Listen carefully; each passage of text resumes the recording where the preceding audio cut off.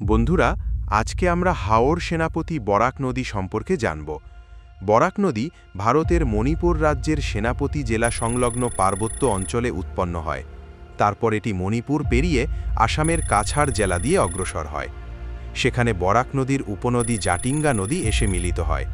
তারপর কাটাকাল এলাকায় এসে ধলেশ্বরী নদী বরাকের সাথে যুক্ত হয়।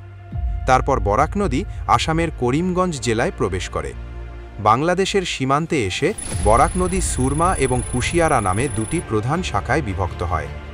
সুরমা ও কুশিয়ারা নদী সিলেট, সুনামগঞ্জ এবং মৌলভীবাজার জেলার মধ্য দিয়ে প্রবাহিত হয় এবং হবিগঞ্জের আজমেরীগঞ্জের কাছে পুনরায় মিলিত হয়ে কালনী নদী গঠন করে।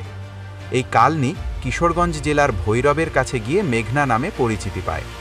মেঘনা নদী এরপর দক্ষিণে প্রবাহিত হয়ে চাঁদপুরের কাছে পদ্মা নদীর সঙ্গে মিলিত হয় এবং শেষ পর্যন্ত বঙ্গোপসাগরে পতিত হয়। বরাক নদীকে বরাক উপত্যকা এবং বাংলাদেশের হাওর অঞ্চলের লাইফলাইন বলা হয়। ভারত বরাক নদীতে টিপাইমুখ বাঁধ নির্মাণের পরিকল্পনা গ্রহণ করেছিল, কিন্তু পরে আন্দোলনের মুখে সরে এসেছে।